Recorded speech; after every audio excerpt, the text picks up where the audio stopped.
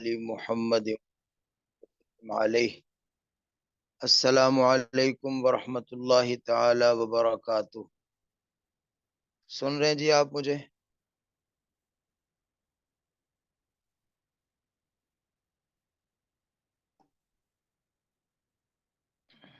ہاں ٹھیک ہے جی۔ آج ہمارا سبق ہے جی، سب سے پہلے باب الحجب۔ اس کو حجب بھی پڑھ سکتے ہیں اور حجب بھی پڑھ سکتے ہیں، بفتح الحاء و بضمها،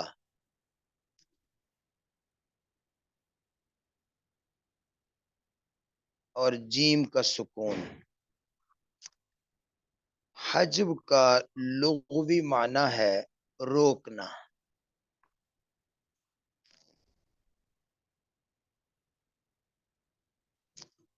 اور فن میراث کی اصطلاح میں حجب کہتے ہیں کسی وارث کے حصے کو، کسی وارث کے حصے کو کم کرنا یا ختم کرنا، کسی وارث کے حصے کو کم کر دینا یا ختم کر دینا۔ اچھا، حجب دو قسم ہے جی۔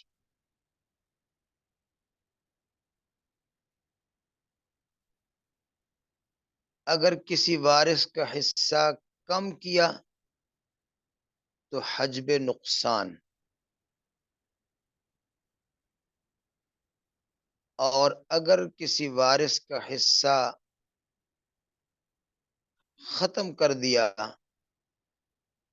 تو حجب حرمان۔ دو قسم ہو گئے، حجب نقصان، حجب حرمان۔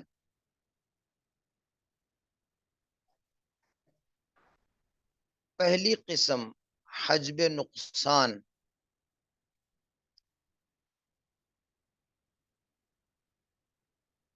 صرف 5 ورثہ میں ہوتا ہے،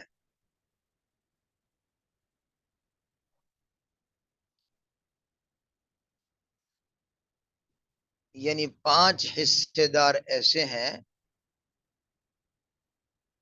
کہ ان کا حصہ بعض دفعہ دوسرے رشتہ دار کی وجہ سے کم ہو جاتا ہے۔ نمبر 1، الزوج۔ نمبر 2، الزوجہ۔ نمبر 3، الام۔ نمبر 4، بنت الابن۔ نمبر 5، اخت علیہ۔ اخت علیہ یعنی اللاتی بہن۔ آپ نے جو احوال الفروض پڑھے ہیں، احوال ذوی الفروض، اس میں آپ کو یہ بخوبی معلوم ہو گیا۔ اب آپ ہی بتا سکتے ہیں، زوج کا حصہ نصف سے ربع ہو جاتا ہے، زوج کا حصہ نصف سے ربع ہو جاتا ہے۔ کب ہوتا ہے آپ بتا دیں؟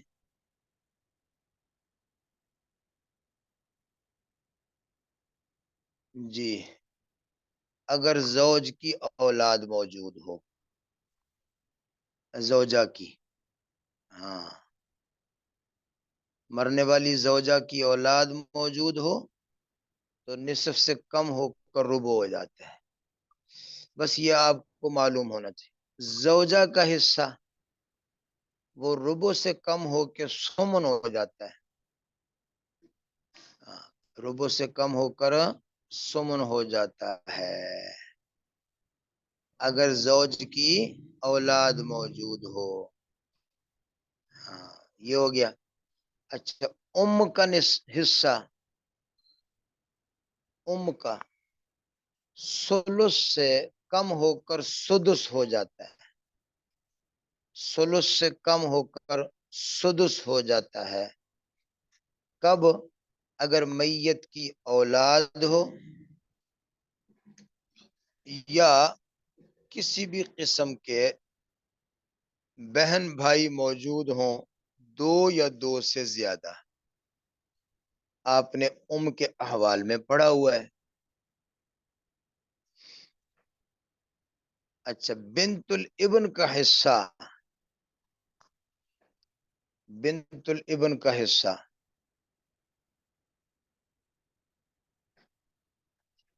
نصف سے کم ہو کر سدس ہو جاتا ہے اگر میت کی ایک بنت موجود ہو.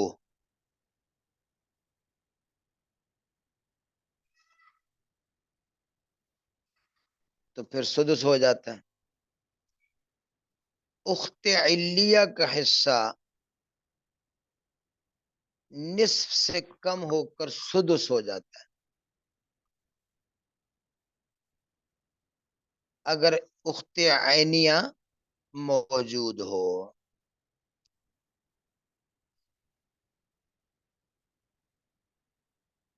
سمجھ گئے ہوں گے جی. اچھا جس کا حصہ کم ہوا اس کو محجوب کہتے ہیں، جس کی وجہ سے کم ہوا اس کو حاجب کہتے ہیں.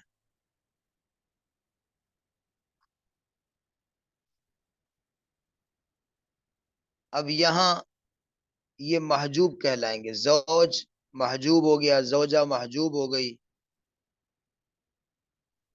محجوب حجب نقصان میں، اور جس نے حصہ کم کیا ہے اس کو کہیں گے حاجب. اب دیکھیں زوج کا حصہ کم ہوا، کم کرنے والا حاجب کون ہے؟ زوجہ کی اولاد. زوجہ کا حصہ کم ہوا تو حاجب کون ہوئی؟ زوج کی اولاد. چلیں اس کو مزید بار بار کہنے کی ضرورت نہیں ہے، آپ اچھی طرح سمجھ جاتے ہیں. حاجب جس کی وجہ سے حصہ کم ہو، جس نے حصہ کم کر دیا ہے آ کر، اور محجوب جس کے حصے میں کمی آ گئی. تو بہرحال یہ صرف 5 لوگ ہیں جہاں حجب نقصان ہوتا ہے، اس کے علاوہ کہیں بھی حجب نقصان نہیں ہوتا. آگے چلے جی. حجب حرمان دوسری قسم، حجب حرمان.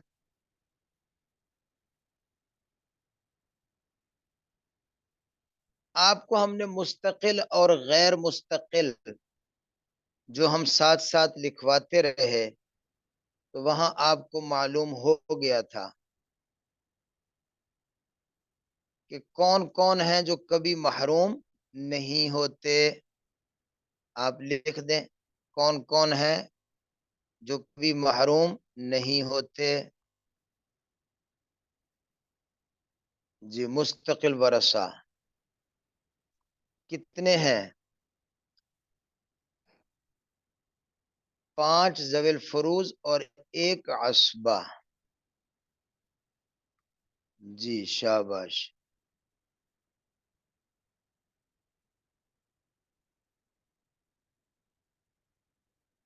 5 ذوی الفروض اور 1 عصبہ جو کبھی محروم نہیں ہوتے.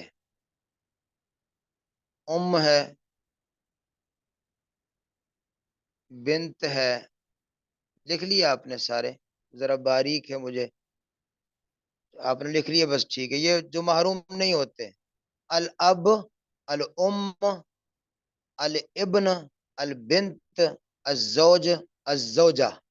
اس میں 5 ذوی الفروض ہیں اور 1 عصبہ ہے. اس کے علاوہ باقی 7 جو ہیں وہ محروم ہو جایا کرتے ہیں. اب وہ 7 لکھ لیں، حجب حرمان والے 7.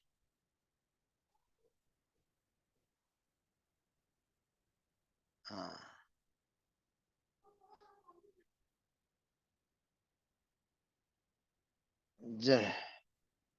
الجد الجدہ بنت الابن. ہاں جی. اور الاخ، اخ من الام جو ہے. اور اخت عینیہ، اخت علیہ، اور الاخت من الام، اخت خیفیہ. یہ 7 ایسے لوگ ہیں جن میں کیا ہو جاتے ہیں؟ حجب حرمان. 5 میں حجب نقصان ہوتا ہے اور یہ 7 میں حجب حرمان ہو جاتا ہے. مصنف سراجی نے 2 اصول لکھے ہیں حجب حرمان کو سمجھانے کے لیے. سمجھ تو آپ گئے ہیں، 6-7 کا تناسب ہے بس. لیکن مصنف سراجی نے بھی 2 اصول لکھ دیے ہیں. نمبر 1،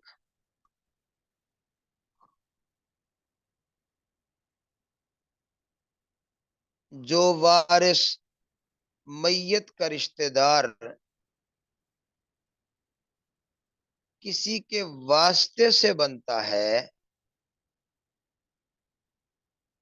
جو وارث میت کا رشتہ دار کسی کے واسطے سے بنتا ہے، تو اس واسطہ کے ہوتے ہوئے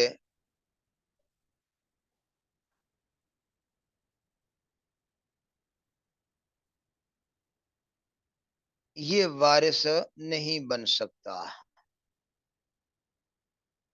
اگر درمیان میں وہ واسطہ موجود ہے، زندہ ہے، تو پھر حصہ وہاں آ کر رک جائے گا، اس تک نہیں پہنچے گا.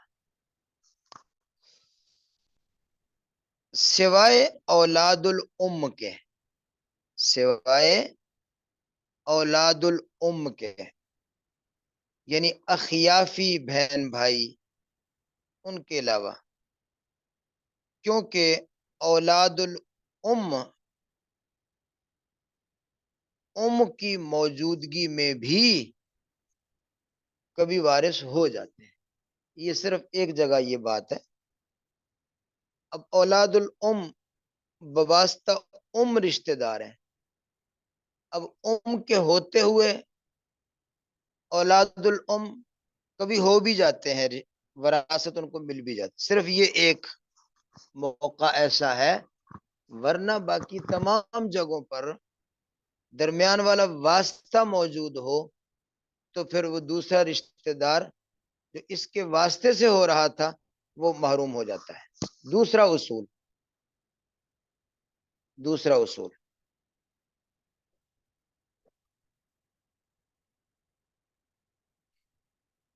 جیسے کہ آپ نے عصبات میں پڑھا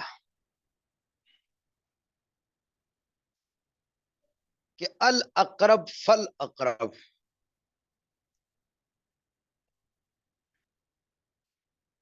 جو جتنا قریب کا رشتہ دار ہے وہ پہلے آئے گا، اس کی موجودگی میں بعید محروم ہو جائے گا.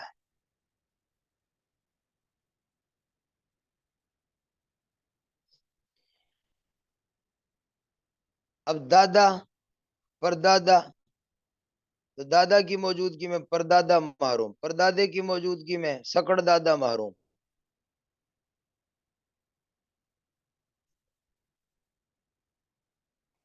بیٹے کی موجودگی میں پوتا محروم، پوتے کی موجودگی میں پڑپوتا محروم. اسی طرح الاقرب فالاقرب، بھائی کی موجودگی میں بھتیجا محروم، باپ کی موجودگی میں دادا محروم. آپ نے پڑھا عصبات میں، پوری تفصیل آپ جانتے ہیں. تو ایک اصول بس، یہ دونوں اصول ذہن میں رکھ لیں. یہ حجب حرمان کو سمجھنے کے لیے مصنف سراجی نے جو کچھ بتایا وہ یہ ہے. اچھا، اس کے بعد ہم نے، اگرچہ پہلے بھی ہم یہ بات سمجھا چکے ہیں لیکن اس کو پھر دہرانا ہے. کہ محجوب اور محروم کے درمیان فرق، الفرق بین المحروم والمحجوب. محروم کس کو کہتے ہیں؟ جس میں وراثت کی صلاحیت ہی نہیں ہے، جس میں وراثت پانے کی صلاحیت ہی نہیں ہے، کسی مانع کی وجہ سے. موانع آپ پڑھ چکے ہیں، اس کو بھی دوبارہ دہرانے کی ضرورت نہیں. اور محجوب کس کو کہتے ہیں؟ جس میں وراثت پانے کی اہلیت اور صلاحیت موجود ہے، لیکن کسی حاجب کی وجہ سے وہ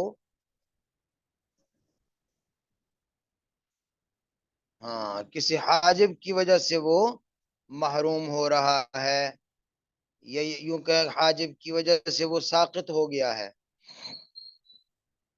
ہاں،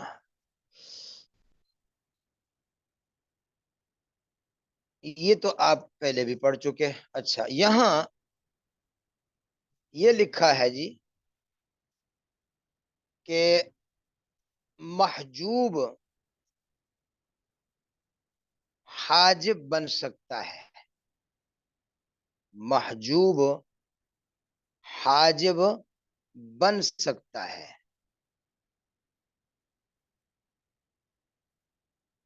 حجب نقصان بھی کر سکتا ہے، حجب حرمان بھی کر سکتا ہے.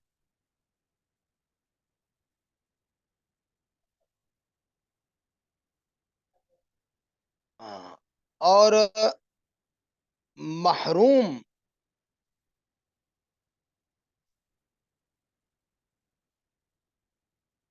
جو بذات خود تو محروم ہے، لیکن کیا وہ دوسرے کا حاجب بن سکتا ہے؟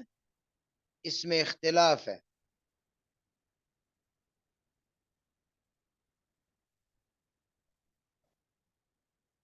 جمہور کے نزدیک محروم حاجب نہیں بن سکتا.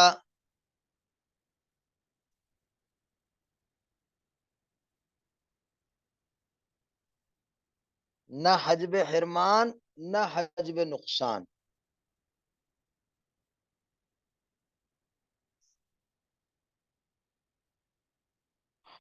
حضرت ابن مسعود رضی اللہ تعالی عنہ کے نزدیک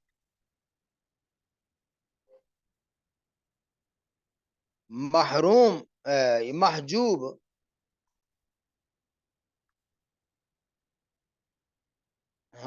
محجوب حاجب بن سکتا ہے. محجوب حاجب بن سکتا ہے، لیکن صرف حجب نقصان کر سکتا ہے، حجب حرمان نہیں کر سکتا. محروم ہے، دوسرے کا کسی کا حصے پر اثر انداز ہو سکتا ہے، حصہ کم کر دے، لیکن بالکل محروم نہیں کر سکتا. یہ ایک فرق ہے جو اختلاف ہے. تفصیل آپ پہلے پڑھ چکے ہیں کہ اس اختلاف کی وجہ سے پھر عول میں اختلاف ہوا تھا کہ ابن مسعود کے نزدیک 24 کا عول 27 بھی کبھی کبھی نکل آتا ہے. وہ اختلاف اس اختلاف کی وجہ سے نکلا تھا. تفصیل آپ پہلے پڑھ چکے ہیں، اس کو مزید دہرانے کی ضرورت نہیں ہے. کیوں جی، میں صحیح کہہ رہا ہوں کہ آپ اس کی تفصیل اچھی طرح پڑھ چکے ہیں، دہرانے کی ضرورت نہیں ہے. صحیح کہہ رہا ہوں میں؟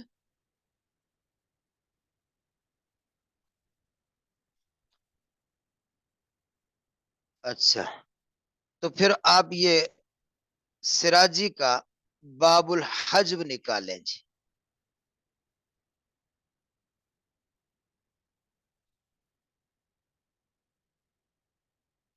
اتنا آسان ہے الحمدللہ. الحجب علی نوعین، حجب نقصان. حجب دو قسم ہے، ایک ہے حجب نقصان، وہو حجب عن سہم الی سہم، یہ ایک بڑے حصے سے چھوٹے حصے کی طرف حجب ہوتا ہے، یعنی حصہ کم کر دیتا ہے، جس کو حجب نقصان۔ وذالک لخمسۃ نفر، اور یہ صرف 5 میں ہوتا ہے، للزوجین، زوج زوجہ، والام وبنت الابن والاخت لاب، وقد مر بیانہ، اس کا بیان پہلے گزر چکا ہے۔ دوسری قسم ہے حجب و حرمان۔ حجب و حرمان کہتے ورثہ 2 قسم ہیں، فریق لا یحجبون بحال، البتہ کچھ لوگ تو ایسے ہیں جو کبھی بھی محروم نہیں ہوتے کسی بھی حال میں، البتہ بالکل، اور وہ 6 ہیں جو کبھی محروم نہیں ہوتے، الابن والاب والزوج والبنت والام والزوجہ، 3 رجال ہیں، 3 اناس ہیں،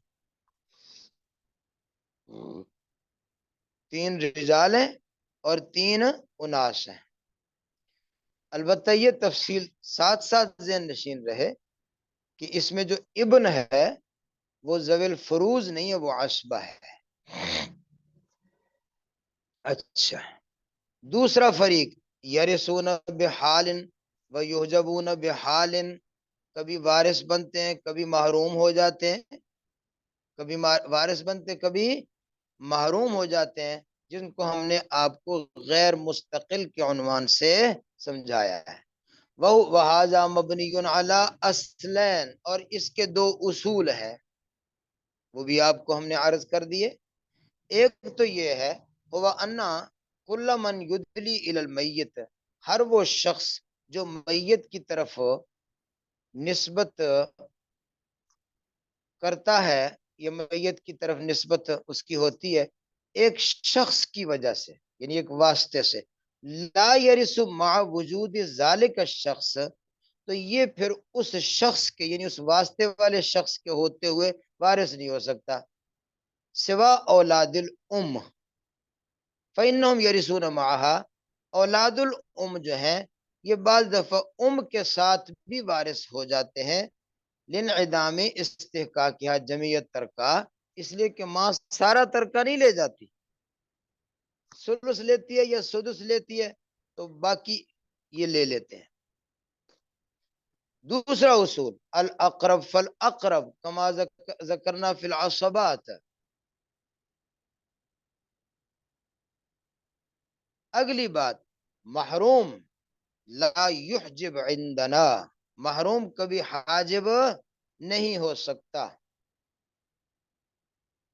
عندنا یعنی عند الجمہور، البتہ عند ابن مسعود محروم یحجب حجب النقصان، حجب نقصان کسی کا کر سکتا ہے، حجب حرمان تو نہیں کر سکتا، حجب نقصان کر سکتا ہے، جیسے کافر ہے، قاتل ہے، غلام ہے، محجوب، رقیق ہے، ختم ہو گیا، آگے والمحجوب، اور محجوب جو ہوتا ہے یحجب بالاتفاق، وہ بالاتفاق وہ حاجب ہو سکتا ہے، جیسے 2 بہن بھائی ہوں نا، آپ نے ماں کے حالات میں پڑھا کہ 2 بہن بھائی کسی بھی قسم کے موجود ہوں تو ماں کے حصہ کم کر دیتے ہیں، من ای جہت کانا، 2 اخوہ اخوات، 2 یا 2 سے زیادہ بہن بھائی، من ای جہت کسی جہت کے بھی ہوں، فإنہما لا یرثان، اگر میت کا باپ بھی موجود ہو تو یہ بھائی خود وارث نہیں ہوں گے، یہ بھائی خود وارث نہیں ہوں گے، محجوب ہو جائیں گے، لیکن محجوب ہونے کے باوجود ماں کا حصہ جو ہے وہ ثلث سے سدس کم کر دیں گے، تو خود بھی محجوب ہو گئے باپ کی وجہ سے، اور ماں کے لیے حاجب بھی ہو گئے، لیکن حجب نقصان، یہ ہے جی آپ کا باب الحجب، اتنا آسان ہے، کیوں جی آسان ہے یا نہیں آپ بتا دیں؟ میرے خیال میں تو آسان ہے.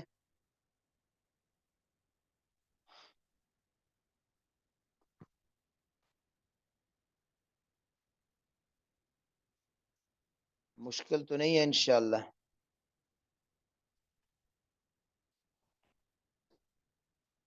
اب ہم نے آپ کو آگے لے کے جانا ہے جی. فصل فی معرفت التماثل والتداخل والتوافق والتباین بین العددین. وہاں آ جاؤ.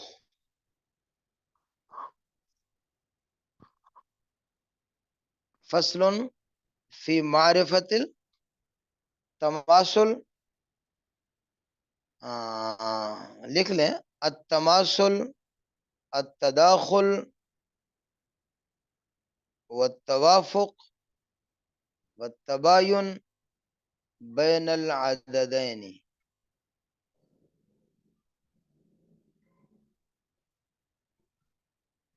آج سب سے پہلے یہ سمجھیں کہ عدد کس کو کہتے ہیں، عدد کی تعریف کیا ہے اہل فن کے نزدیک. عدد قول ثانی، آپ کس کا قول ثانی پوچھ رہے ہیں جی؟ قول ثانی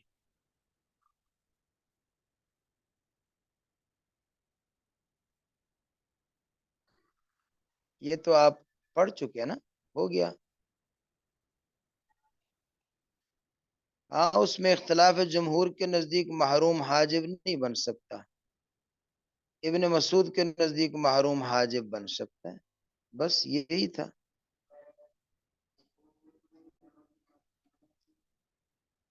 اور تو کوئی بات نہیں رہ گئی. ہاں اہل فن کے نزدیک عدد کی تعریف، اہل فن کے نزدیک جی عدد کی تعریف ہوا نصف مجموع الحاشیتین، ہوا نصف مجموع الحاشیتین.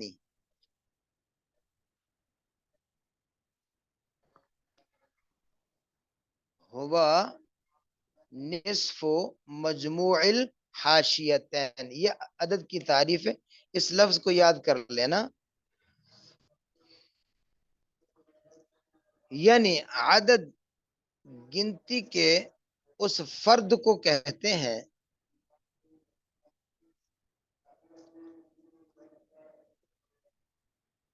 جو کہ اپنے سے اوپر اور اپنے سے نیچے والے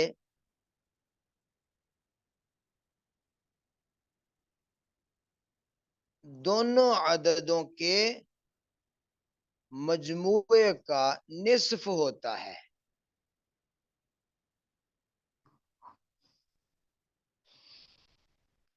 کسی بھی عدد کے ایک اوپر عدد ہوگا ایک نیچے ہوگا.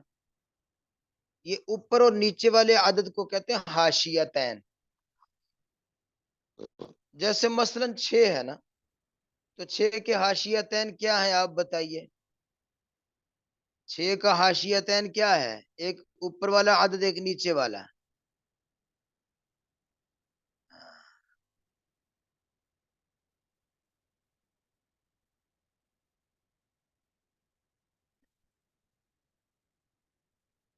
5 7 بالکل ٹھیک ہے. کہتا ہے کہ 5 7، 6 کے حاشیتین 5 7. ہاں یعنی ایک اوپر والا ایک نیچے. کہتا ہے اوپر اور نیچے والے دونوں کو جمع کرو، تو 5 7 جمع کرو کتنا بنا؟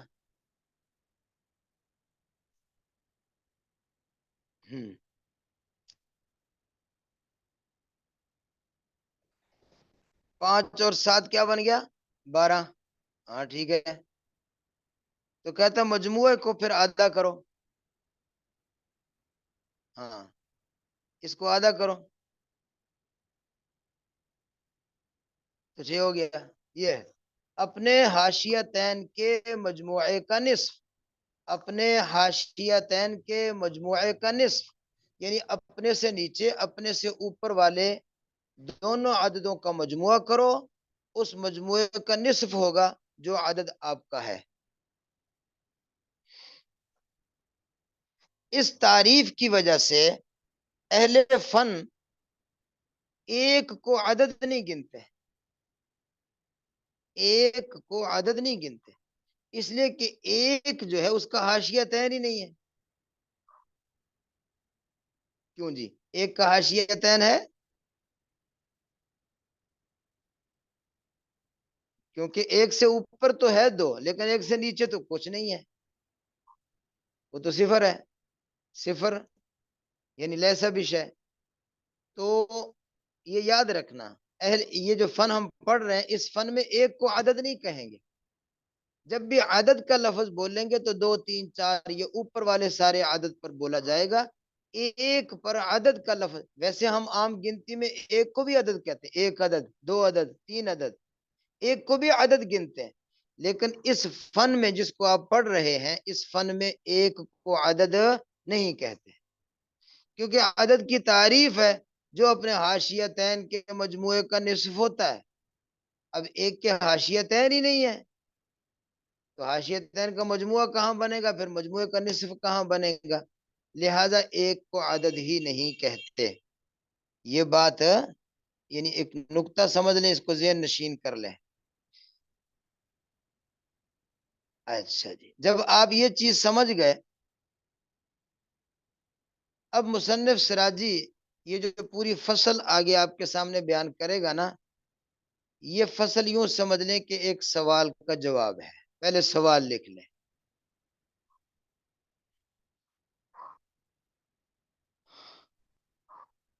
سوال یہ ہے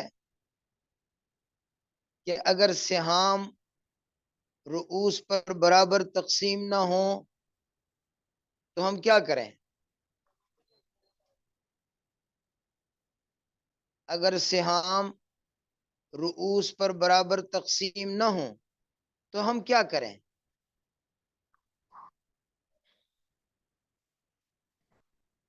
سمجھ گئے جی سوال؟ سہام رؤوس پر برابر تقسیم نہ ہو، یہ کیا مطلب ہے؟ مثلا کسی جگہ پر رؤوس ہوں، چار بیٹیاں، میں مثال دے رہا ہوں، چار بیٹیاں، ان کے حصے بنتے ہوں تین. جب آپ نے سہام نکلے تو وہ نکلے تین. یا چار بیٹیاں، سہام نکلے پانچ. یا پانچ لوگ ہیں، سہام چار. یعنی سہام رؤوس پر برابر تقسیم نہ ہو. چار بیٹیاں ہوتی، چار سہام ہوتے، ہم ایک ایک دے دیتے، مسئلہ ختم. یا چار بیٹیاں ہوتی، آٹھ سہام ہوتے، ہم دو دو دے دیتے، مسئلہ ختم. سوال یہ ہے کہ اگر سہام رؤوس پر برابر تقسیم نہ ہو تو ہم کیا کریں؟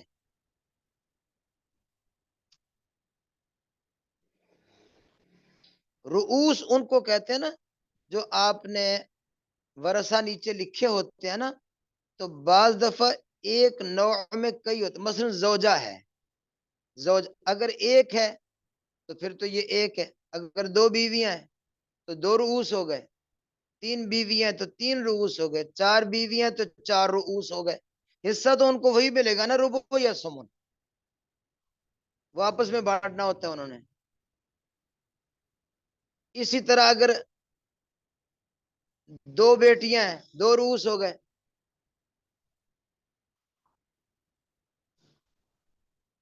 دو دادیاں ہیں، دو رؤوس ہو گئے. تین بیٹے ہیں، تین رؤوس ہو گئے. یہ ایک ہی نوع کے جو وارث ہوتے ہیں نا،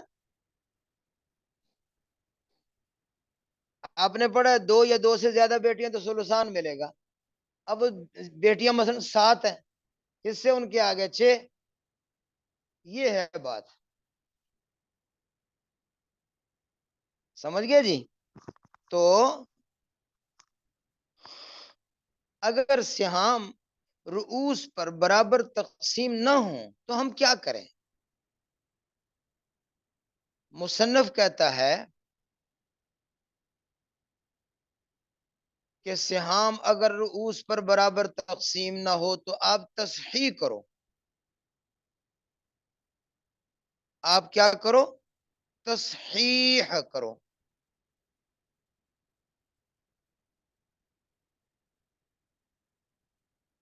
اچھا اب ہم کہیں گے حضرت جی آپ نے ایسا لفظ بول دیا ہمیں تو اس کا پتہ ہی نہیں ہے کیا ہوتا. تصحیح کیا ہے؟ سوال یہ کہ تصحیح کیا ہے؟ تو مصنف کہتا ہے کہ تصحیح کو سمجھنے سے پہلے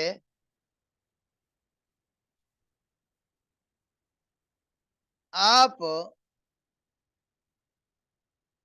نسبت بین العددین سمجھیں. پہلے نسبت بین العددین کو سمجھو گے پھر آپ کو جا کر تصحیح سمجھ آئے گی، ورنہ تصحیح سمجھ نہیں آئے گی.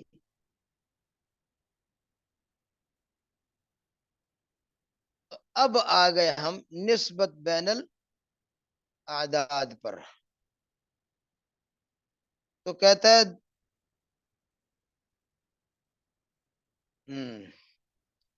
نسبت کی دو عددوں کے درمیان نسبت کی 4 قسمیں ہیں.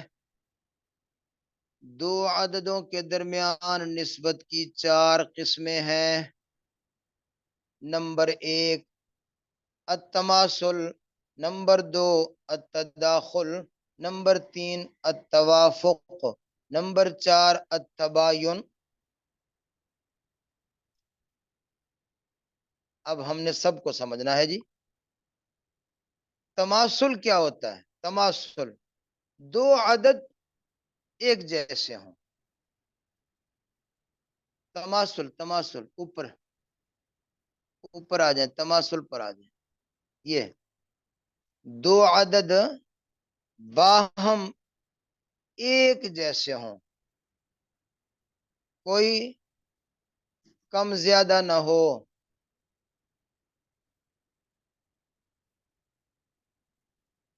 جیسے 6 اور 6.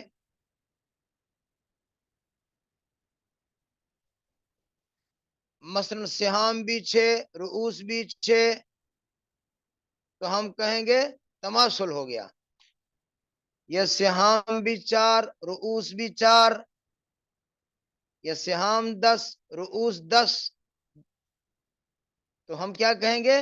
تماثل ہو گیا. تماثل ہو گیا جی، تماثل ہو گیا. تو اب آپ کو پریشان ہونے کی ضرورت نہیں ہے. لہذا جتنے سہام ہیں اتنے رؤوس ہیں، سب کو اس کے مطابق تقسیم کرو اور جان چھڑا لو. تو 6 اور 6 کے درمیان نسبت تماثل، 8 اور 8 کے درمیان نسبت تماثل، 24 اور 24 کے درمیان نسبت تماثل. یہ ہو گیا تماثل. آسان بات ہے یہ تو. کوئی ایسے دو عددوں کو عددین متماثلین کہتے ہیں. ایسے دو عددوں کو عددین متماثلین کہتے ہیں.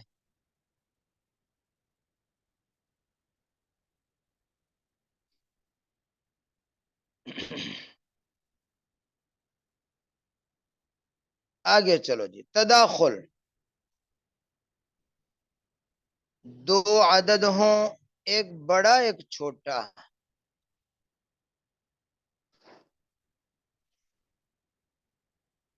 دو عدد ہوں، ایک بڑا ایک چھوٹا. اور چھوٹا عدد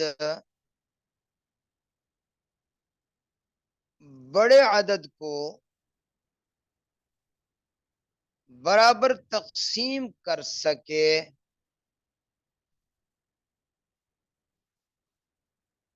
چھوٹا عدد بڑے عدد کو برابر تقسیم کر سکے.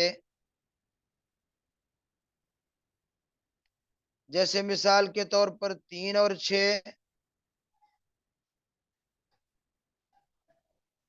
3 اور 6، دیکھو 3 6 کو برابر تقسیم کر دیتا، 2 حصوں میں کر دیتا ہے.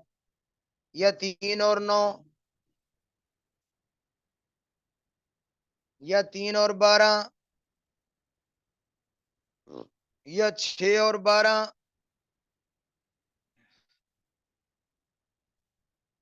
سمجھ گئے؟ ہاں یہ آپ اس کو سمجھتے چلے جائیں. چھوٹا عدد بڑے کو تقسیم کر سکے برابر. مصنف سراجی نے تداخل کو سمجھانے کے لیے 4 تعریفیں کی ہیں. ہم نے تو آپ کو دیکھو سمجھا دیا. مصنف سراجی نے تداخل کو سمجھانے کے لیے کتنی تعریفیں کی ہیں؟ 4 کی ہیں. میں آپ کو چاروں بتا دیتا ہوں. بڑی آسان بات ہے، بالکل پریشان ہونے کی ضرورت نہیں ہے. نمبر 1، چھوٹا عدد بڑے کو تقسیم کر سکے، جیسے ہم نے آپ کو بتا ہی دیا ہے. نمبر 2، بڑا عدد چھوٹے پر تقسیم ہو جائے. بڑا عدد چھوٹے عدد پر برابر تقسیم ہو جائے. اب جیسے دیکھو نا، بڑا 9 ہے، وہ 3 پر اس کو تقسیم کرنا شروع کر دو تو برابر ہو جائے گا. تیسری تعریف،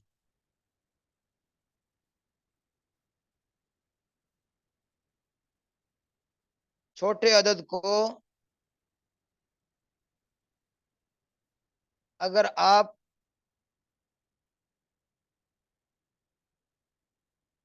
ڈبل کرنا شروع کر دیں،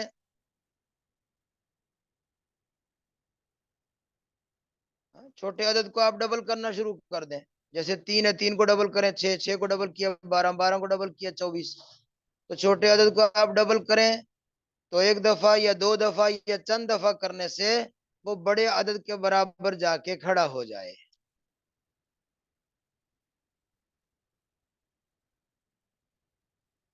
وہ بڑے عدد کے برابر جا کے کھڑا ہو جائے. اب آپ دیکھیں نا، 3 اور 12، 3 کو ڈبل کرو 6، 6 کو ڈبل کرو 12، برابر کھڑا ہو گیا.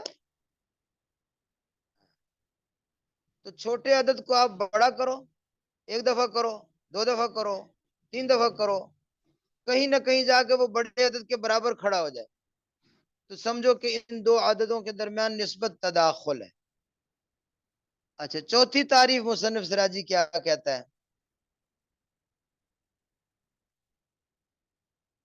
کہ چھوٹے عدد کے بقدر، چھوٹے عدد کے بقدر بڑے عدد کی کمی کرو.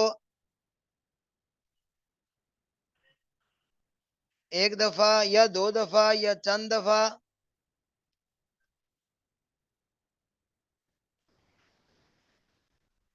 تو وہ چھوٹے عدد کے برابر آگے کھڑا ہو جائے.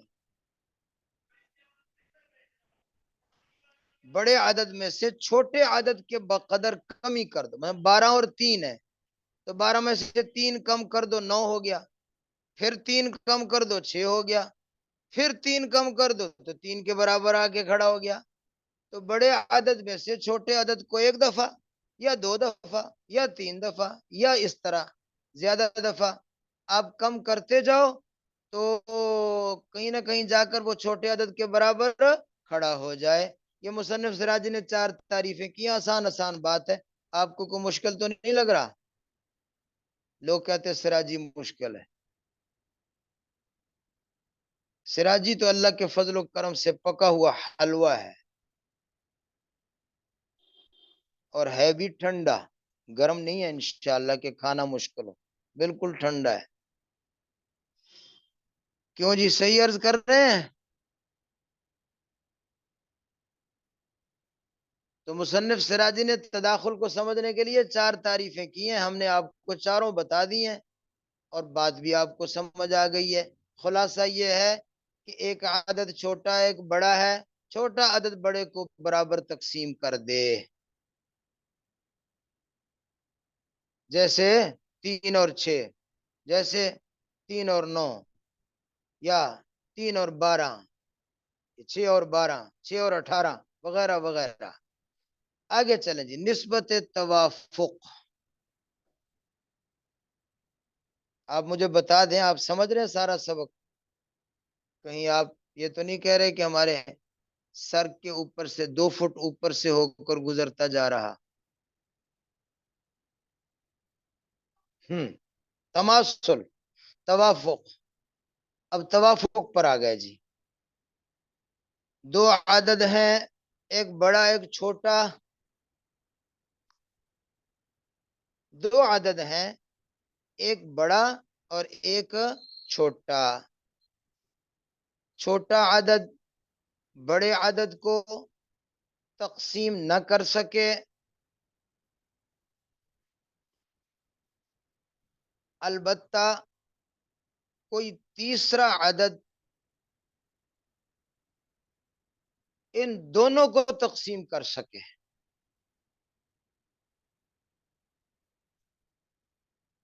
کوئی تیسرا عدد آ کر ان دونوں کو تقسیم کر سکے.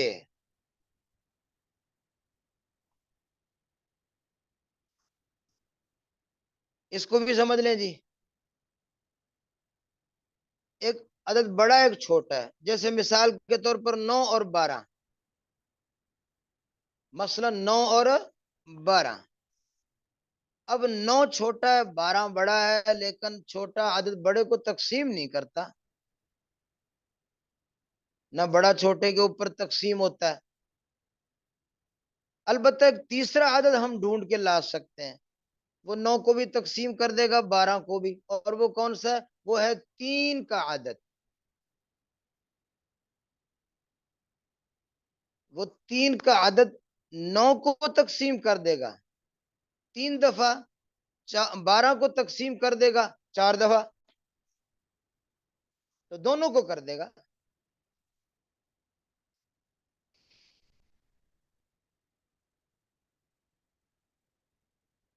سمجھ گئے ہوں گے. ایک عدد چھوٹا ہے، ایک بڑا ہے. چھوٹا عدد بڑے کو تقسیم نہ کر سکے، البتہ کوئی تیسرا عدد آ کر ان دونوں کو تقسیم کر سکے. تو ایسے 2 عددوں کو عددین متوافقین کہتے ہیں. ایسے 2 عددوں کو عددین، ہاں وہ اوپر بھی لکھ لیں جی، وہ جو رہ گیا ایسے 2 عدد اوپر والے کا. ہاں اس کو لکھ کے ایسے 2 عددین متوافقین، اس کو متداخلین، اس کو متداخلین اوپر والے کو. ہاں وہ تداخل تھا، یہ متوافقین. اب 9 اور 12 متوافقین ہو گئے، سمجھ گئے ہوں گے آپ،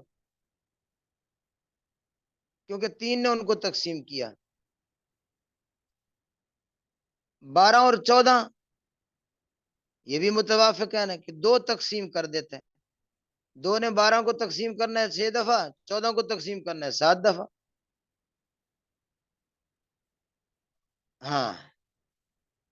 اور تیسرے عدد کو، ہاں تیسرے عدد کا نام بھی بتا دیں آپ کو. نہیں نہیں، تیسرے عدد کو عاد کہتے ہیں. تقسیم کرنے والے عدد کو عاد کہتے ہیں. یہ تیسرے کی جگہ آپ تقسیم کرنے والا لکھو تاکہ بات سمجھ آ جائے. ہاں، تقسیم کرنے والے عدد کو عاد کہتے ہیں. یہ آپ نے بات درمیان میں چھیڑ لی، چلو ہم یہ بھی نکال لیتے ہیں. اچھا، تقسیم کرنے والے عدد کو عاد کہتے ہیں. اب بتائیے 3 اور 9 میں عاد کون ہے؟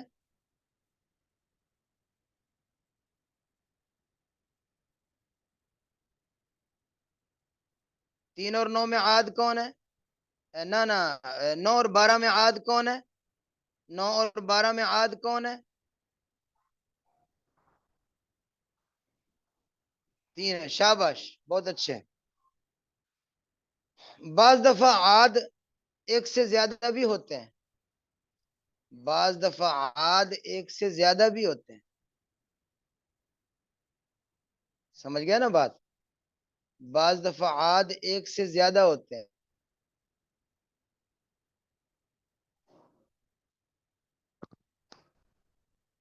تو جو سب سے بڑا عدد ہوتا ہے اس کو عاد اعظم کہتے ہیں.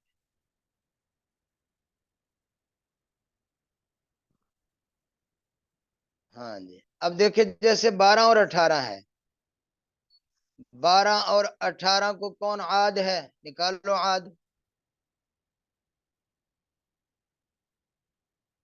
12 اور 18 کا عاد 6 ہے، 3 بھی ہے،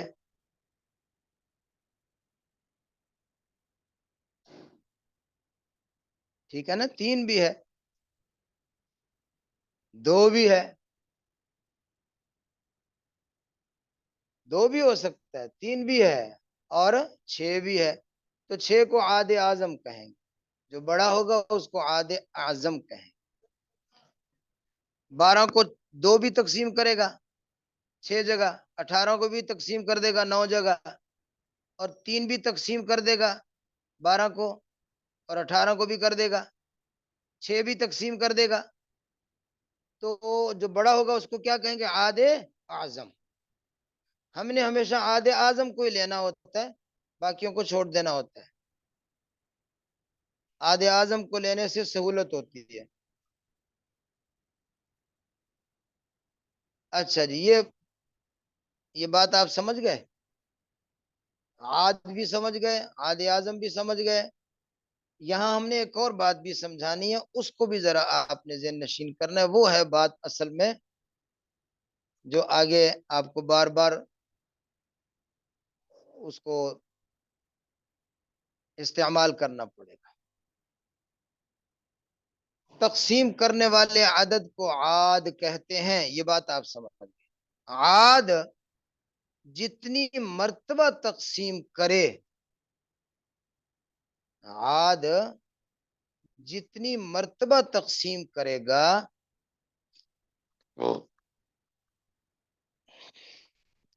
اس کو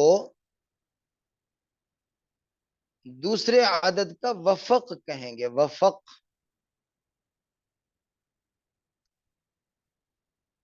اب عاد 3 ہے، اس نے 9 کو تقسیم کیا 3 دفعہ، تو ہم کہیں گے 3 عاد ہے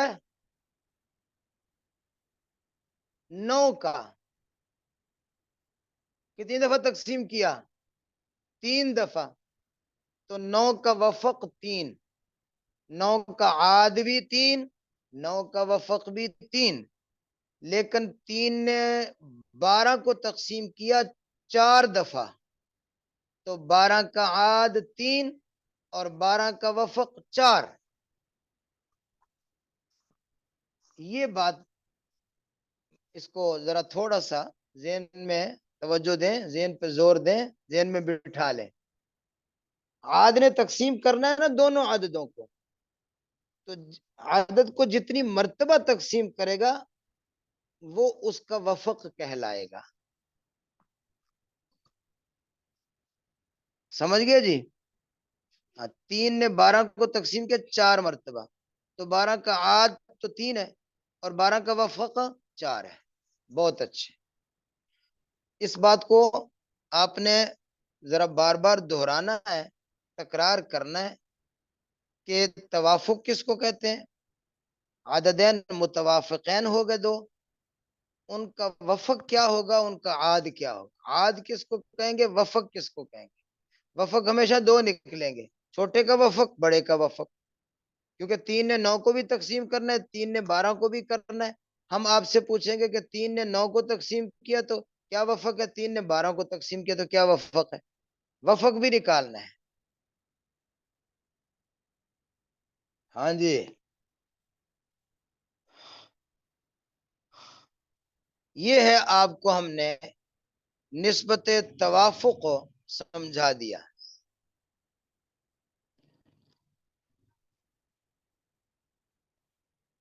آپ بتائیے 15 اور 25 کے درمیان کیا نسبت ہے؟ آپ بتائیں گے؟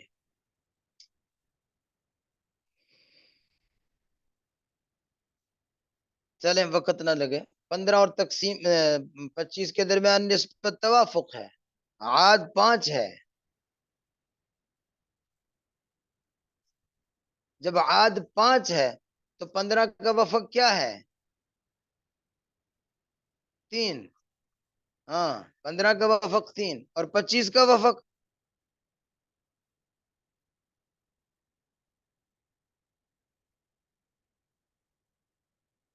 5 بالکل ٹھیک ہے. یہ آپ نے باتوں کو ذہن نشین کرنا ہے.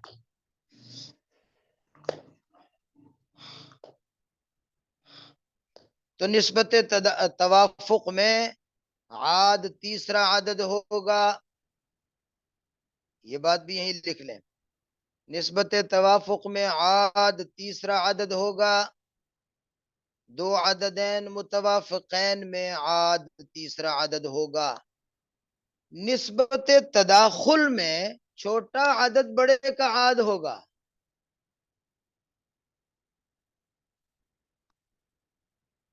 نسبت تداخل میں چھوٹا عدد بڑے کا عاد ہوگا.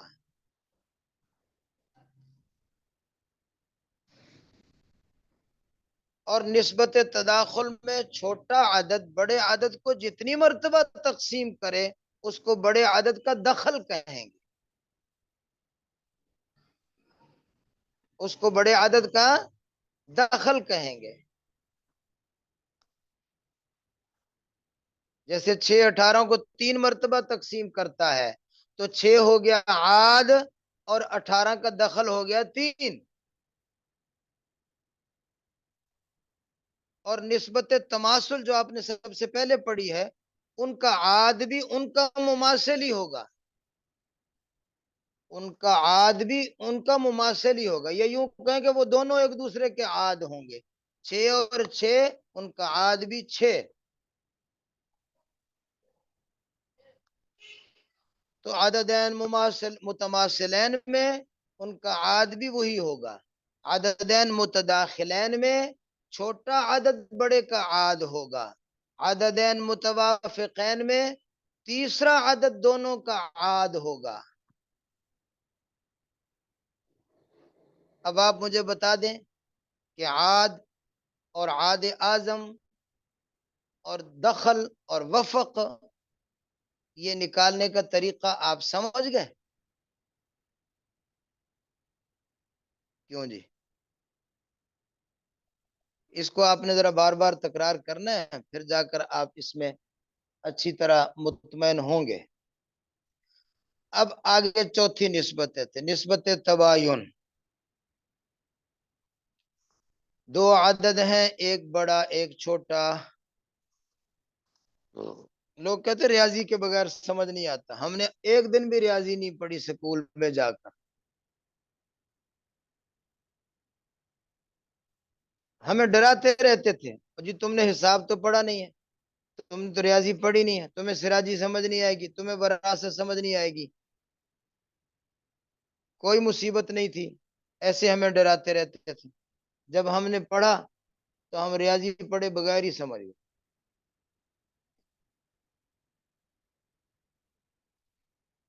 آپ بھی ذہن میں یہ دباؤ نہ رکھیں جی ضرب تقسیم آتی ہو تو پھر ریاضی سمجھ سراجی سمجھ آئے گی. اللہ کے فضل سے اتنا مشکل نہیں ہے. یہ تو 2 اور 2 جمع 4 کی طرح کام بن جاتا ہے. آپ دیکھو آسانی سے سمجھ رہے ہیں. تو نسبت تباین. 2 عدد ہیں ایک بڑا ایک چھوٹا. چھوٹا عدد بڑے کو تقسیم نہ کرے اور کوئی تیسرا عدد بھی ان دونوں کو تقسیم نہ کر سکے.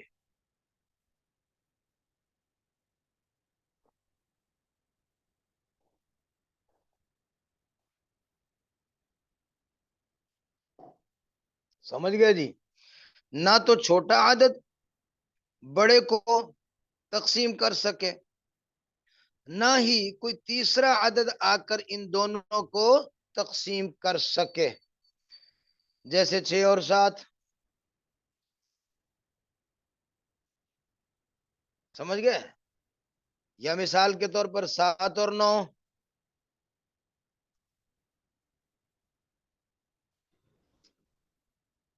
یہ اب کون تقسیم کرے جی ان کو؟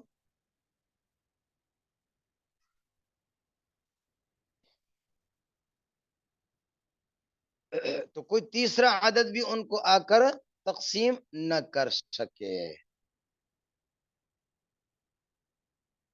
تو ایسے 2 عددین کو عددین متباینین کہتے ہیں.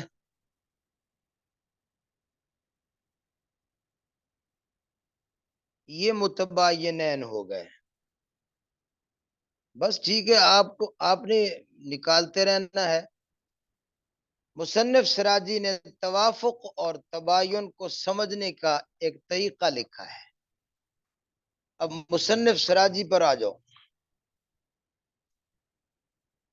بابا سراج الدین سجاوندی، مصنف سراجی، وہ کہتا ہے توافق اور تباین کو برآمد کرنے کا، سمجھنے کا ایک طریقہ بتا دیتا ہوں. ہم نے کہا بابا جی بتاؤ.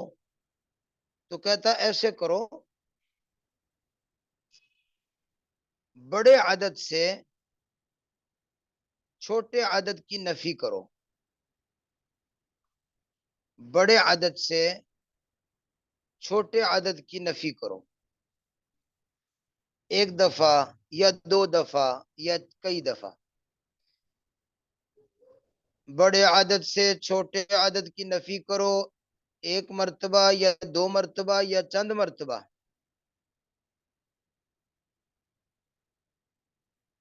آخر میں اگر ایک بچے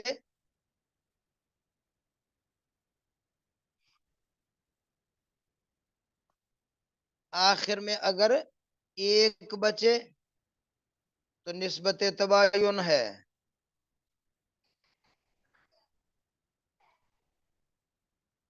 اور اگر کوئی عدد بچے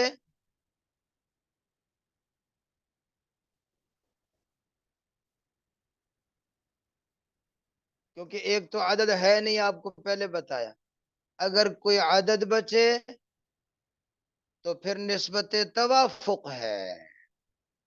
اگر دو بچہ، تین بچہ، چار بچہ، جو بھی عدد بچ جائے تو پھر نسبت توافق ہے.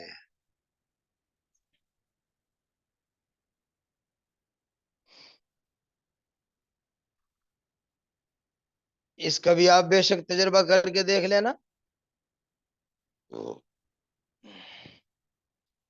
کہ دو عددوں میں سے چھوٹے کو بڑے سے نفی کر دو، پھر چھوٹے کو نفی کر دو، پھر چھوٹے کو نفی کر دو. آپ کو ایک مرتبہ یا دو مرتبہ یا تین مرتبہ یا چند مرتبہ کرنا پڑے گا. کرتے کراتے آپ آخر میں جا کر دیکھیں گے ایک بچ گیا، تو پھر نسبت تباین ہے. تباین جیسے آپ کو ہم نے مثال بتائی تھی 6 اور 7. اب 7 میں سے 6 کو کم کر دیں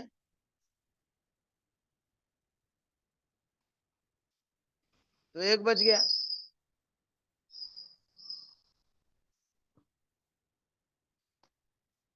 ہاں اچھا، اور اگر کوئی دوسرا عدد بچ جائے تو پھر نسبت توافق ہے.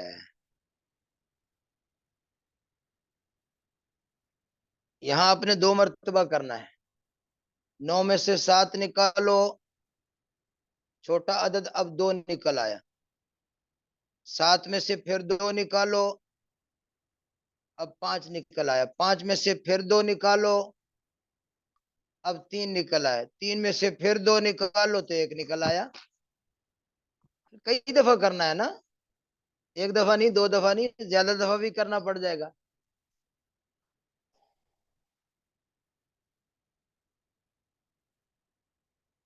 ہاں جی.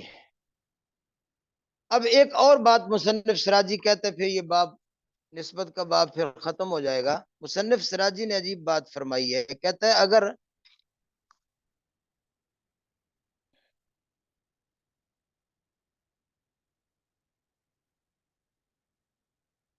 ہاں جی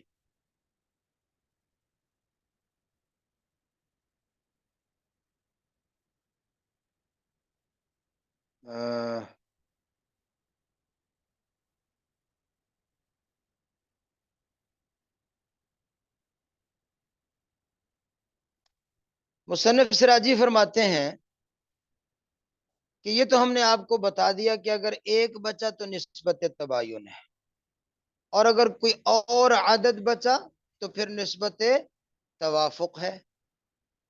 کوئی اور بچ گیا، 2 3 4 5 6 7 8 9 10 چلتے جاؤ تو پھر نسبت توافق ہے. اچھا توافق میں پھر آگے آپ کو ذرا نام بتانے ہیں.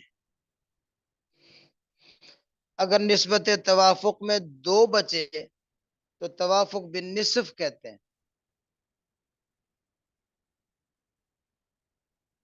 ہاں، اگر نسبت توافق میں 2 بچے ہیں تو اس کو کہیں گے توافق بالنصف. اگر 3 بچے ہیں تو توافق بالثلث. اگر 4 بچے ہیں تو توافق بالربع. اگر 5 بچے ہیں تو توافق بالخمس. اگر 6 بچے ہیں تو توافق بالسدس. چلتے جاؤ. 7 بچے ہیں تو توافق بالسبع. 8 بچے ہیں تو توافق بالثمن. 9 بچے ہیں تو توافق بالتسع. 10 بچے ہیں تو توافق بالعشرہ. اسی طرح اوپر تک چلتے جاؤ. البتہ 10 سے اوپر توافق احد عشرہ بھی کہہ سکتے ہیں، توافق بجزء احد عشرہ بھی کہہ سکتے ہیں، جز کے لفظ کے اضافے کے ساتھ. بغیر جز کے لفظ کے اضافے کے بھی کہہ سکتے ہیں توافق باحد عشر، توافق باثنی عشر، توافق بثلاثہ عشر، توافق باربع عشر، توافق بخمسہ عشر.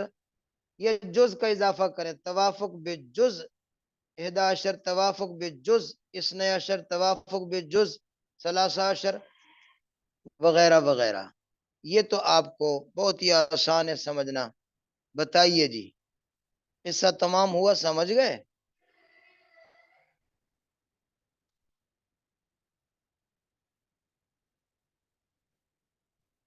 نسبت توافق کی مثال آپ نے پیچھے پڑھ تو لی ہیں.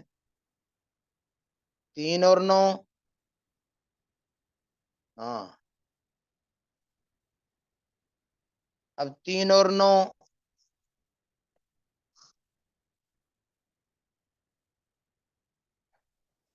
نا، وہ کیا تھا؟ 3 اور 9 تو تداخل ہے. 9 اور 12 ہم نے بتایا تھا غالب. ہاں، 9 اور 12. جی، 9 اور 12 توافق کی مثال ہے. 3 اور 9 تو تداخل ہے.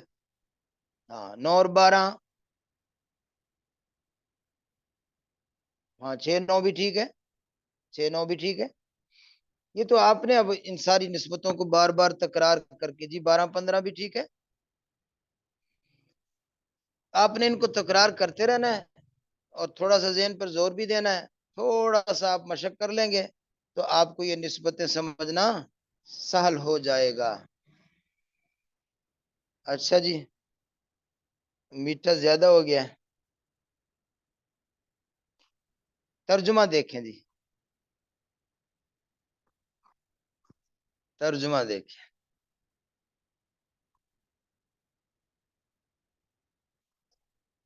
فصل فی معرفت التماثل والتداخل والتوافق والتباین بین العددین. تماثل العددین کون احدہما مساویا للآخر. 2 عددین کا تماثل یہ ہوتا ہے کہ ایک عدد دوسرے کا مساوی ہو. 6 اور 6 12 12 آپ نے دیکھ لیا. تداخل 2 عددوں مختلف کا ہوتا ہے. تداخل میں 2 عدد مختلف ہوتے ہیں. ان یعد اقلهم الاکثر. ان یعد اقلهم الاکثر. 2 عددین متداخرن یہ ہیں کہ چھوٹا عدد بڑے کو تقسیم کر دے. اے یفنی ہی، یعنی تقسیم کر کے ختم کر دے، کو بچائے نہ، جس کو ہم نے کہا کہ برابر تقسیم کر دے. دوسری تعریف، یا یوں کہیں کہ دونوں میں سے بڑا جو ہے وہ اقل پر منقسم ہو جائے. قسمتاً صحیحتاً برابر تقسیم، بڑا چھوٹے پر برابر تقسیم ہو جائے. او نقول، یا یوں کہیں کہ اقل عدد میں اگر اتنا اضافہ کرتے جائیں، مثلہ ایک دفعہ، او امثالہ یا کئی دفعہ، فیساوی الاکثر، وہ بڑے کے برابر ہو جائے.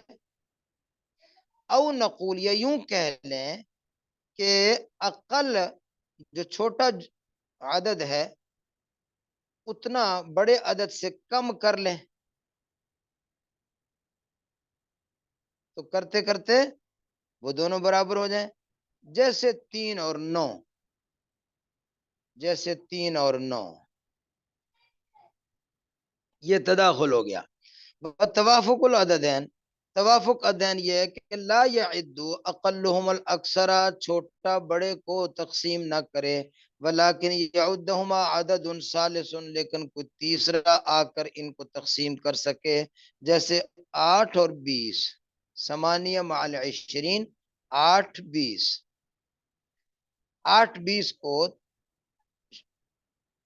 تقسیم کر دیتا ہے 4، 8 اور 20 کو تقسیم کرتا ہے 4. اب ذرا اس کو آپ تھوڑا سا یہاں پر نا غور فرما لیں. 8 اور 20 کو تقسیم کرتا ہے 4، تو 4 ہو گیا عاد. 4 نے 8 کو تقسیم کیا 2 مرتبہ، تو 8 کا وفق نکلا 2. 8 کا وفق نکلا 2. اور 4 نے 20 کو تقسیم کیا کتنی دفعہ؟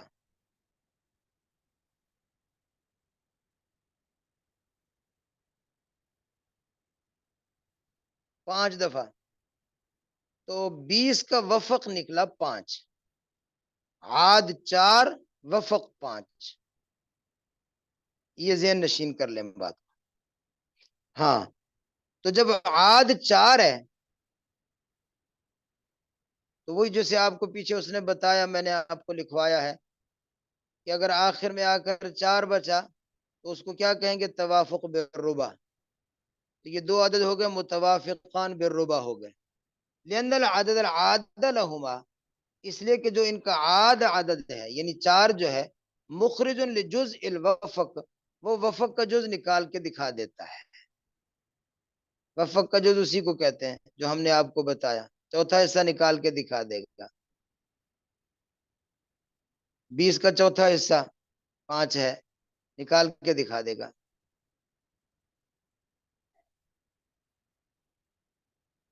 اچھا جی. وَالتَّبَايُنُ الْعَدَدَيْنِ اللہ يعد العددین معا عدد ثالث. ہاں، تباین العددین یہ ہوتا ہے کہ 2 عدد تقسیم نہیں ہوتے، تیسرا عدد بھی ان کو تقسیم اللہ يعد العددین معا عدد ثالث. ہاں، ان دونوں کو تیسرا بھی تقسیم نہیں کرتا. جیسے 9 اور 10، 31 مع 10، جیسے 9 10. اچھا، طریق معرفت الموافقت والمباینہ بین العدد المختلفین، کہتے ہیں موافقت اور مباینت دو مختلف عددوں کے درمیان پہچاننے کا طریقہ یہ ہے ان ينقسم من الاکثر بمقدار الاقل، کہ بڑے عدد سے چھوٹے عدد کی مقدار کو آپ کم کریں. من الجانبین، دونوں طرف سے، کبھی ادھر سے کبھی ادھر سے، مرتن و مرارن، ایک مرتبہ یا کئی مرتبہ. حتی تفقہ فی درجۃ واحدۃ، حتیٰ کہ آ کر ایک درجے میں کٹھے ہوں گے. تو پھر آپ نے دیکھنا کہ آخر میں کیا نکلا. اگر تو واحد نکلا تو فلا وفق بینہما، ان کے درمیان پھر توافق نہیں ہے، پھر تباین ہے. اور اگر کسی عدد میں اتفاق ہوا، ان اتفقا فی عدد، اگر کسی عدد میں اتفاق ہوا، کیونکہ ایک تو عدد ہے نہیں ان کے نزدیک، تو پھر اسی عدد کے مطابق ان کو متوافقان کا نام دے دیں گے. اگر 2 میں ہوا تو توافق بالنصف، اگر 3 میں ہوا تو توافق بالثلث، اگر 4 میں ہوا تو توافق بالربع. اس طرح 10 تک چلے جاؤ. وفیما وراء العشرہ، اور 10 سے اوپر وہ متوافق ہو جائیں گے اس کے جز کے ساتھ. یعنی یوں کہہ سکتے ہیں توافق فی 11، یوں بھی کہہ سکتے ہیں بجزء من 11. اور 15 میں کیا کہیں گے؟ بجزء من 15. فاعتبر ھذا، اس کو اچھی طرح سمجھ لو. کیوں جی، سمجھ گئے؟ اب آئے گا تصحیح، کیونکہ مصنف نے ہمیں کیا سوال کا جواب دیا تھا کہ اگر رؤوس پر برابر سہام تقسیم نہ ہو تو پھر آپ تصحیح کرو. ہم نے کہا جی تصحیح کر لیتے ہیں، کیسے کریں؟ اس نے کہا پہلے نسبتیں سمجھ لو. اب ہم نسبتیں سمجھ گئے، اب تصحیح بتائے گا. تو مصنف کہتا ہے تصحیح کے 7 اصول ہیں. تصحیح کے کتنے اصول ہیں؟ 7۔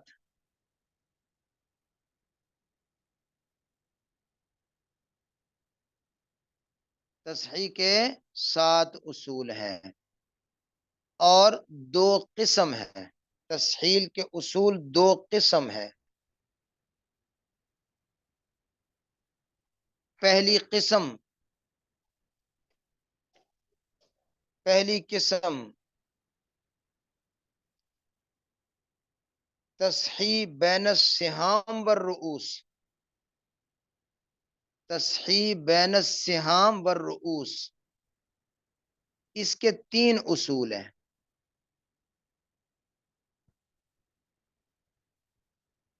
ہاں، دوسری قسم تقسیم بین الرؤوس والرؤوس، تصحیح بین الرؤوس والرؤوس۔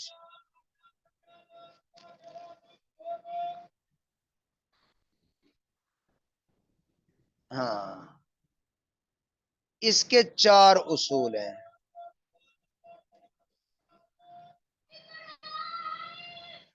تو 3 اور 4 کتنے ہو گئے؟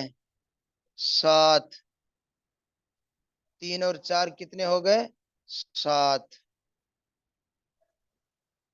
یہ ہے جی تصحیح۔ تو تصحیح کے 2 قسم اصول ہوں گے، 3 اصول بین السہام والرؤوس اور 4 اصول بین الرؤوس والرؤوس۔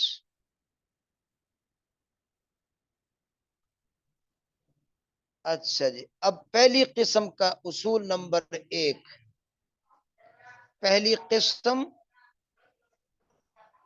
کا اصول نمبر 1،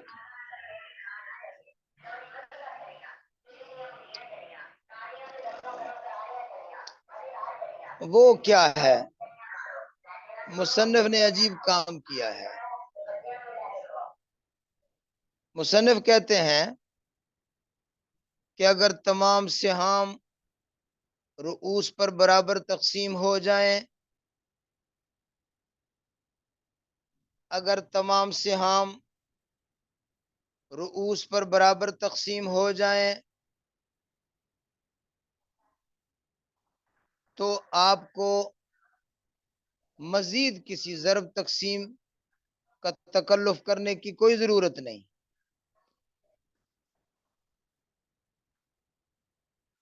مزید کسی ضرب تقسیم کا تکلف کرنے کی کوئی ضرورت ہی نہیں ہے، جتنے سہام ہیں اتنے رؤوس ہیں، تقسیم کرو۔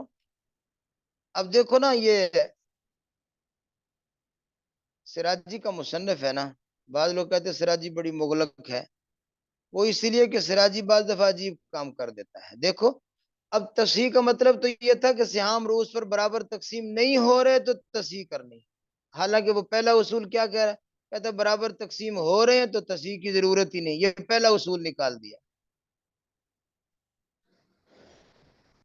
وہ تو ہمیں بھی پتا ہے کہ اگر سہام رؤوس پر برابر تقسیم ہو جائے تو ہمارا سوال ہی نہیں ہے، اور وہ کہتا ہے تصحیح کا پہلا اصول یہ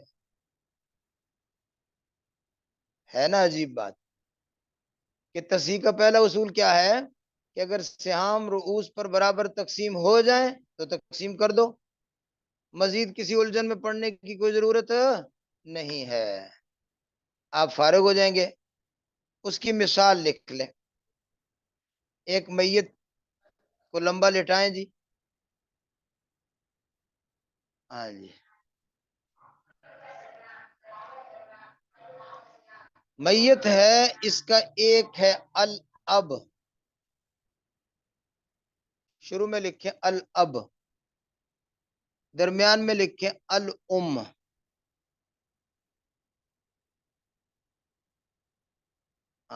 الام، آگے لکھیں جی البنت، پھر ایک بنت، یعنی بنتان ہے، ہم نے الگ الگ کر کے لکھا دیا تاکہ مسئلہ آسان ہو۔ آپ بنتان بھی لکھ سکتے ہیں، بنتان بھی لکھ سکتے ہیں۔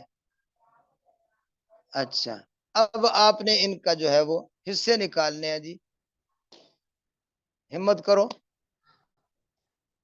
اب کا کیا ہے، کا کیا ہے، بنتان کا کیا ہے؟ سب سے پہلے آپ بنتان کے نیچے لکھ دیں سلوسان.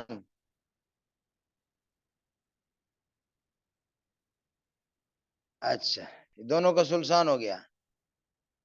اب کے نیچے آپ نے لکھنا ہوگا، کیونکہ میت کی اولاد ہے تو ماں کو کیا ملتا ہے؟ سدس. ہاں جی، اب کا بھی سدس ہی ہے. اچھا، اب سدس اور سلوسان کٹھے ہو گئے تو مخرج کیا ہے؟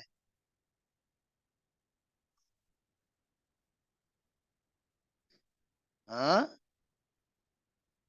سدس سلسان، ٹھیک ہے. آپ نے مخرج 6 نکالا، ٹھیک. جزاک اللہ. اب اس کو تقسیم کریں.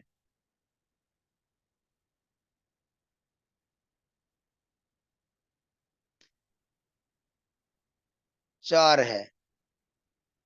اب 4 کو 2 پر تقسیم کر دیں. 2 ایک بنت کو دے دیں، 2 ایک بنت کو دے دیں. یہ ہے جی. مصنف کہتے ہیں دیکھ لو، سہام رؤوس پر برابر تقسیم ہو گئے نا. سہام ایک ہے، باپ بھی ایک ہے. سہام ایک ہے، ماں بھی ایک ہے. ادھر سہام 2 ہیں، بنت ایک ہے، تو ایک کو 2 دے دیے، دوسری کو بھی 2 دے دیے. برابر برابر تقسیم ہو گیا. لہذا کسی مزید تکلف میں پڑھنے کی کوئی ضرورت نہیں ہے. یہ ہو گیا تصحیح کا پہلا اصول، کہ تصحیح کا پہلا اصول یہ ہے کہ تصحیح کی ضرورت ہی نہیں ہے. سبحان اللہ. آگے پھر 2 اصول 3 4 آپ کو آگے پڑھا دیں گے. آج میرے خیال میں وقت آپ کا ہاں برابر ہوا ہے. سبحان ربک رب العزت عما یصفون وسلام علی المرسلین والحمد للہ رب العالمین.